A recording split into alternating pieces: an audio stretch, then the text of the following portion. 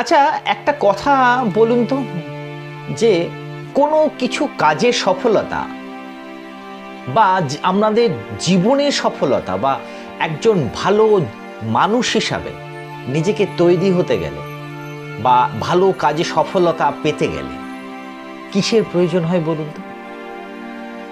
একদম ঠিক কথাই বলেছেন, ভেবেছেন। কি বলুন তো? শক্তির প্রয়োজন হয়। শক্তি হচ্ছে আমাদের এমন একটা জিনিস যেটা আমার জীবনে থাকলে তবেই কিন্তু আমি আমার প্রত্যেকটা সফলতা আসবে, আমার প্রত্যেকটা জীবনের বাধাগুলোকে আমরা একে একে পরাস্ত করতে পারব। এবার একটা কথা ভাবুন তো, যে আমরা প্রত্যেকজনাই মানুষ, কিন্তু আমরা সবাই কিন্তু সফলতা পাই না। কেউ পায়, কেউ পায় না। সবার মধ্যেই তো শক্তি আছে, কিন্তু কেন? সেই জন্যেই আজকে আমি আপনাদের এই শক্তির সন্ধানটা দিতে এসেছি, যে আমাদের জীবনে, একটা মানুষের জীবনে সবচেয়ে বড় শক্তি কি, যে শক্তিটাকে কাজে লাগালে আমি আমার জীবনের সব কিছু সফলতাটা নিয়ে আসতে পারবো, আমি জীবনে প্রতিষ্ঠিত হতে পারবো। আমার জীবনের কোন শক্তিটা সর্বশ্রেষ্ঠ? আপনি কি জানেন আপনার জীবনের সবচেয়ে শক্তিশালী কি জিনিস আছে আপনার জীবনের মধ্যে? জানেন? হয়তো কেউ ভাবছেন না, হয়তো আমার কথাটা শুনতে শুনতে কেউ ভাবছেন হয়তো অর্থই হচ্ছে আমাদের জীবনের সবচেয়ে বড় একটা শক্তি। অর্থ না থাকলে তো কিচ্ছু থাকবে না, অর্থই শক্তি। একদম ঠিক কথা বলেছেন, হয়তো বলেছেন ঠিক কথা। আবার কেউ হয়তো বলবেন যে আমার গায়ে জোর যা শক্তি আছে, সেই শক্তিটা দিয়েই আমি সফলতা করতে পারি। যেন পরিশ্রম করতে গেলে তো গায়ের জোরটাও চাই, মনের জোর, গায়ের জোর, এগুলো তো চাই, তবেই তো সফলতা পাবে। হ্যাঁ, হয়তো এই শক্তিটাও হয়তো কাজে লাগছে, কিন্তু আমি যে শক্তিটা বলবো তার কাছে কিন্তু এর তুলনা চলে না। আবার কেউ বলবেন হয়তো যে কেন, পাড়া প্রতিবেশী বা আত্মীয় পরিজনের যে আশীর্বাদ, তাদের যে শুভ চিন্তা ভাবনাই তো আমার জীবনে আমার জীবনে একটা শক্তির মতো কাজ করে। সেটাও তো আমাদের শক্তিশালী হওয়া উচিত। আমি বলবো হ্যাঁ, ঠিকই হয়তো বলেছেন, কিন্তু আমি যে শক্তির কথা বলতে এসেছি সেই শক্তির মধ্যে নয়। কেন বলুন তো?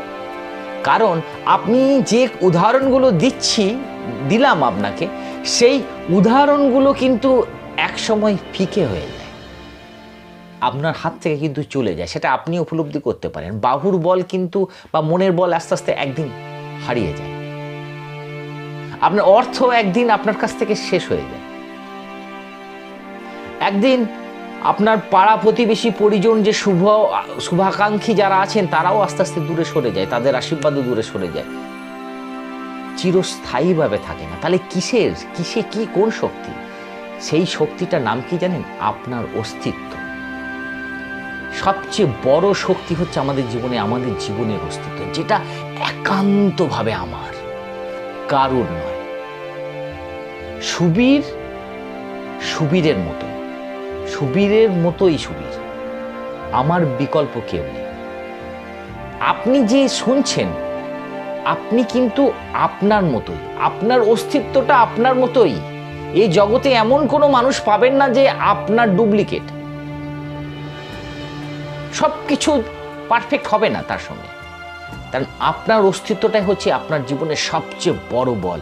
এই অস্তিত্বটা যদি আমরা উপলব্ধি করতে পারি, এই অস্তিত্বের শক্তিটা যদি আমরা ঠিকঠাক চিনতে পারি, তাহলে দেখবেন আমাদের সবকিছু যেন নতুন করে সৃষ্টি করতে পারবো, নতুন করে আমরা সফলতাগুলো আবার আঁকড়ে ধরে রাখতে পারবো, সবকিছুই যেন স্থায়ী একটা সমাধান আসবে।